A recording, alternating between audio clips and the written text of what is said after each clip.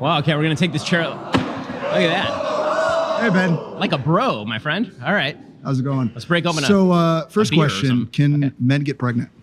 Men cannot get pregnant. Yep, this is going to go exactly how you think it's going to go. Hi, my name is Sydney. Welcome back to hell. And as per usual, before we launch in, today's video is sponsored by Fume. And also, just a couple quick things from me. In some very exciting news, I have finally put together and designed some Hell Gondola merch, so that's what this little guy is. Look how cute he is.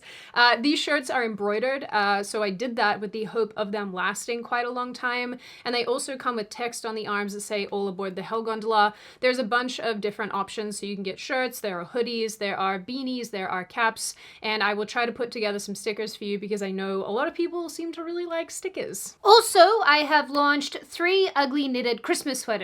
Yes, this year these are actually knitted. Look how cute it is. I admit that I was skeptical, but these are so soft and they are so cute. The options are drink eggnog, fight commies, shooty sticks, the only gift I need, and it's beginning to look a lot like F this. These are all available on my website from my little merch section, and I will link everything in the description box for both the Hell Gondola and the ugly knitted Christmas sweaters. And of course, lastly, for those of you who have been supporting my tea company, the wooden gift boxes have finally arrived. This is what my dining room looks like right now, so I implore you to buy one for Christmas if you haven't done so already, or one for yourself just so that I can, have my house back. The 3 limited edition winter flavors are finally on their way to me, and I'm expecting them in the next few days or so. So as soon as I get them, I will unpack them, and then I will be shipping everything to all of you. Links to Lions Tea Exchange will also be in the description box if you'd like me to not have to have a house full of tea.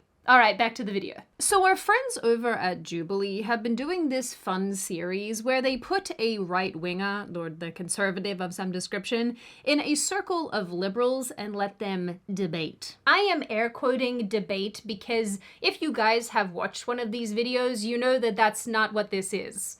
Like at all. And they usually devolve into the human embodiment of a rectal exam. It's not great. Now, at this point, I'm sure many of you have come into contact with the clips from the latest episode in the series that involved our friend Ben Shapiro, also known on this channel as Benny Shap. Really fantastic.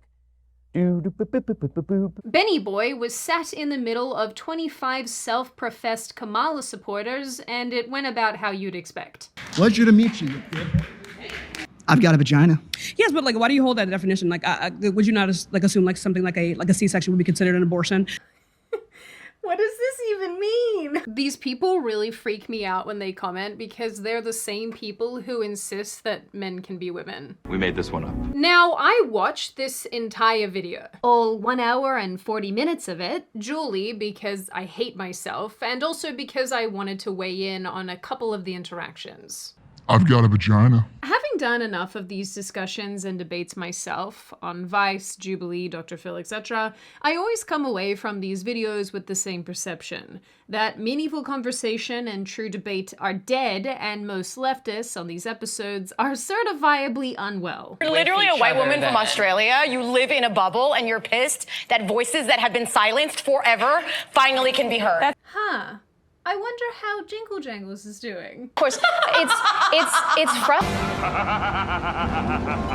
Anyway, this particular Jubilee video confirms my existing perspective all over again. I mean, really, if these 25 people are the best that the left has to offer, we will in fact be living in communes before we know it. I mean, the first guy to even speak to Ben gets in the chair, then makes a statement about how everyone is standing on stolen land, then proceeds to just talk and say very little while Benny Shap looks at him like, "We do not fully understand what causes Alzheimer's disease."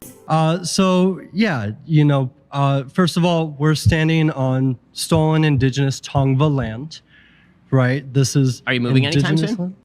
Dude, No. I say this with all sincerity, but most of the participants here look like they're on the verge of an actual mental breakdown. But you want to know what won't cause you to have an actual mental breakdown? The sponsor of today's video, Fume. Let me tell you, there are many questionable ways of stopping your bad habit. There are patches and gum and going outside and begging the gods to give you some gosh darn willpower. But there is another way that isn't nearly as awful as all those other things, and it's called Fume. Fume is this nifty, award-winning flavored air device that is useful in stopping any hand-to-mouth habit. It is not a vape, has no heating components or batteries, and isn't sending gross chemicals into your bloodstream. And it's simple to use. All you have to do is pick the flavored core that you like best, pop it into your Fume, and enjoy breathing tasty flavored air. And best of all, Fume has been busy expanding their entire range, with flavors like Cinnamon Hearts, Black Licorice, and Spearmint Ice, and new devices like this beautiful Solano Fume, this magnetic base so you can store your Fume when you're not using it, and of course these little mouthpiece toppers for a softer sensory feel. They're even chewable and reusable. So if Fume sounds good to you, then click the link in the description, scan the QR code on screen, or go to tryfume.com/Sydney. And for a limited time, use my code Sydney to get a free Fume topper when you order your journey pack. It's a better feel and will come in handy for those of you who like to do a nibble. Don't make it weird. I've also said this before, but I think it bears repeating. Every time I personally have participated on one of these panels, I always go into it willing to have a very civil discussion. I'm even willing to have my mind changed. Not that that typically happens, of course, on account of all of the screaming. But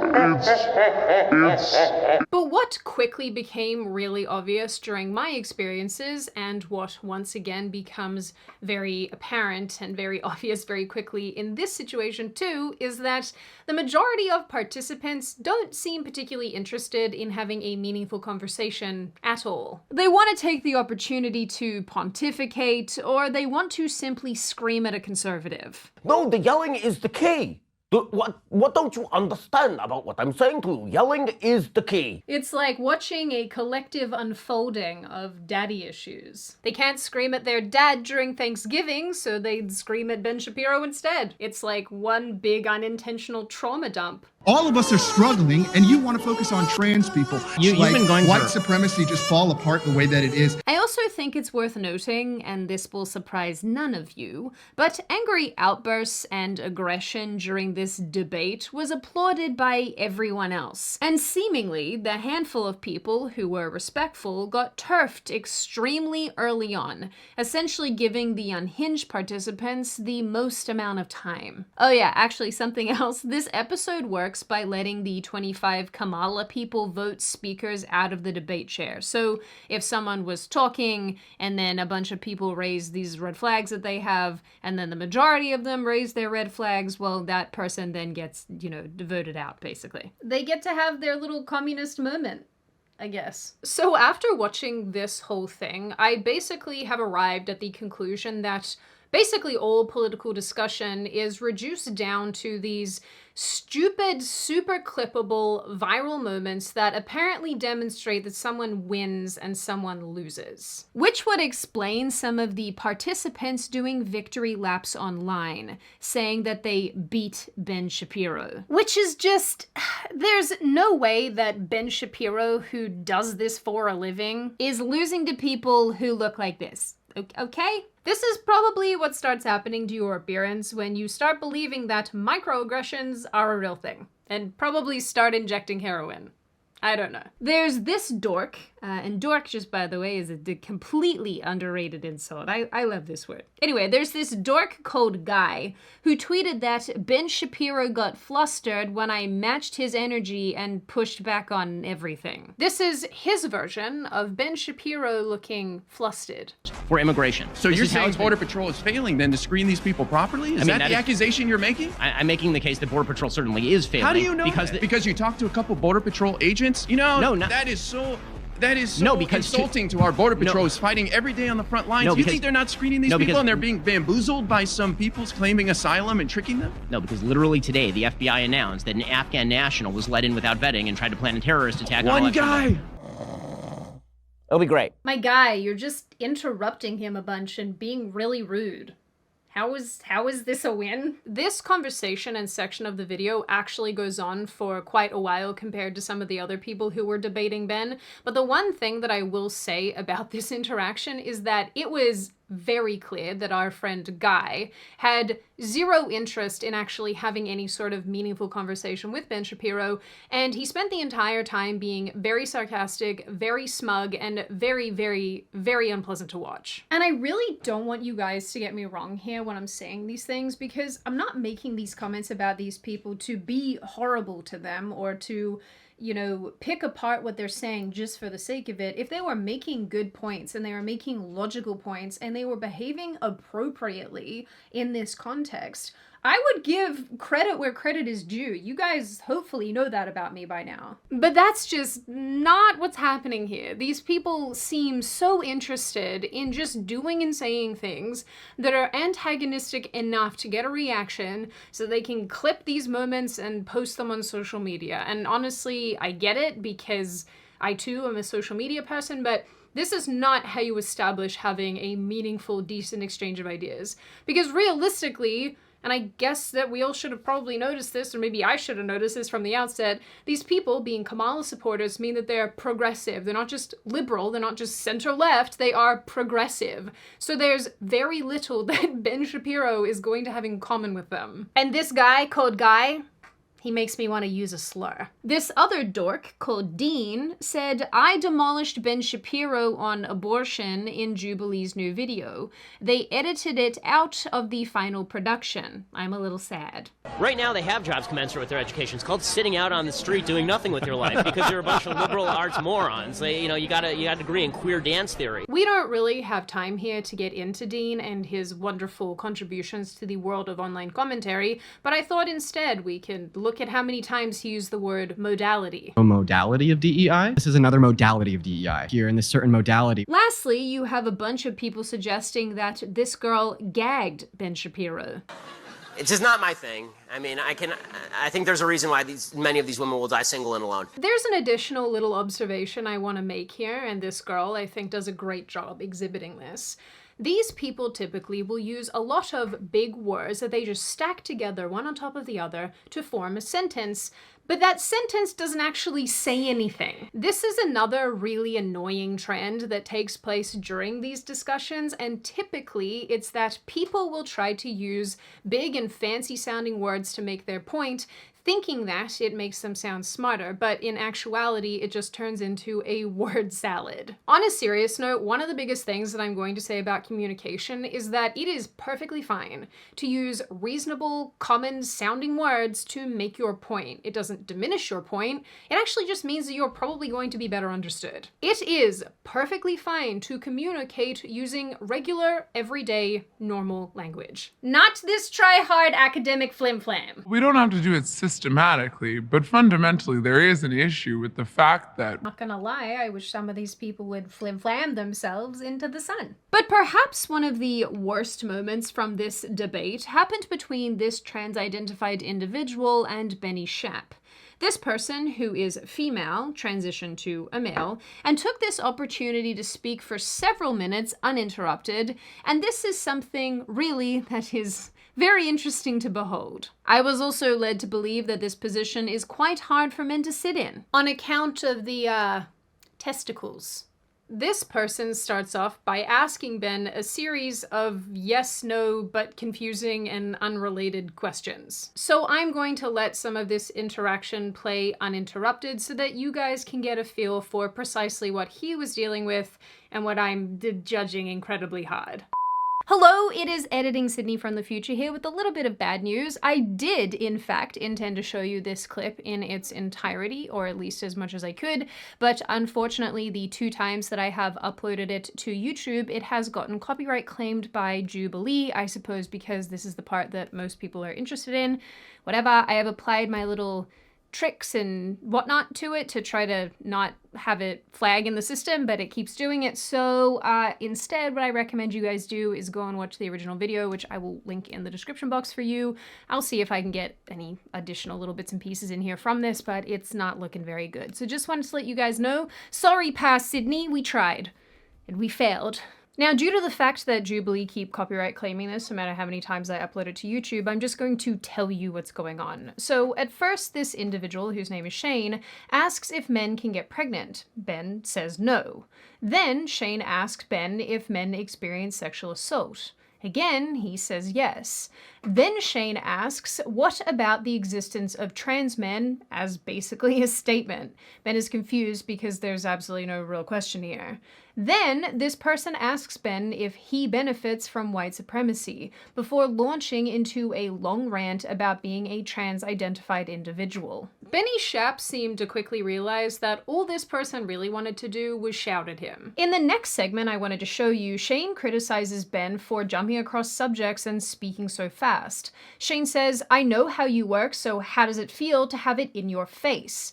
The audience claps and Shane starts again, saying, I'm sick and tired of the crap you put against my community. Shane then references how Ben uses trans people as a pawn but doesn't actually care about them, before shouting, why not focus on the economy? The rest of this gets really unhinged, so I recommend watching it for yourselves because this is really, really, really a wild ride. Now, I like to think that I'm a reasonably intelligent individual, at least like, you know, maybe like a lukewarm 7, 8 for intelligence. But this person made not a single coherent thought out of the many, many, many words that were articulated. And honestly, jokes aside, I actually find it really gross and unprofessional how nobody from Jubilee's team stepped in earlier to basically say, yo, this is not okay. Like, keep it civil or get out of the chair. But with that said, the genuinely hilarious thing here is that a bunch of left-wing writers and outlets apparently watched this clip, and their takeaway was to do a victory lap. Again, running headlines like, how Ben Shapiro was silenced by Harris-supporting trans man. Right-wing pundit Ben Shapiro eviscerated by trans man's questions on surrounded debate show. What is wrong with you, dude? Ben Shapiro gets utterly destroyed trying to debate Kamala Harris voters. Sorry, did I miss the getting destroyed part? Where is it? Did I miss it? I think anyone with a functioning brain, regardless if they lean more to the left or to the right, would not watch really any moment from this episode and think, yes, that's a win. I think what's being demonstrated instead is that this is a group of people who are quite mentally unwell and don't know how to regulate their own emotions. And they expect us to take their views and opinions on board in a meaningful way when they're communicating them through smugness, sarcasm, and just outright aggression and disrespect. Regardless if you love or hate Ben Shapiro, he sat opposite every person that debated him and treated them with respect and decency. The thing is, I actually believe we need to get back to having conversations, but the sort that are open and honest, where both parties are actually coming to the table willing to exchange ideas, not willing to do whatever this is. Pleasure to meet you. And to reiterate an earlier point, I know that these videos are entertaining because of the conflict and disagreements, but these debates, as they so often are called, have exclusively turned into fodder for traffic-hungry producers and participants looking for viral clips and moments, and none of this is conducive to an honest conversation. So ultimately, while these videos are in fact frustratingly entertaining to watch, they really don't fill me with any degree of confidence. But if you want to watch them for the sheer purpose of having a laugh, I definitely think that you should do that. And in the end, I definitely think Benny Shapp took one for the team by participating in this, and maybe next time Jubilee will take the time to include a couple more saner people. Now on that note, and before I open the floor to all of you, this is just a reminder to check out Fume using the link in the description. When you do and you use code Sydney, you'll get a free topper when you buy a journey pack. Now I open the floor to all of you. What do you all think? Have you actually watched the episode of Ben Shapiro on Jubilee? Are you really not interested in sitting there for that long and you've only seen the clips? Is this the first time that you've come into contact with this at all? Do you think that the liberals that Ben was up against are crazy? Do you think that their viewpoints are legitimate? Do you think that they did nothing wrong and in fact they're articulating themselves perfectly fine? Do you also think that conversation has become a bit of a lost art, that we're not very good at articulating our viewpoints to people who we disagree with or think differently to? Do you think that this is a problem? Do you think that it's actually completely fine? And what do you generally make of this issue overall? As always, if you have made it this far in the video, congratulations. I always like having you along for the full ride. If you are new here and you are not subscribed already and you would like to see more of me and more of this kind of content, feel free to subscribe to the channel as well as leaving this video a like and a comment, because I do read the majority of them and I like hearing your feedback. Of course, if you would like to leave me a video suggestion, feel free to do so. I do have a running list of those. And as always, I will see you wonderful pretty people in the next video.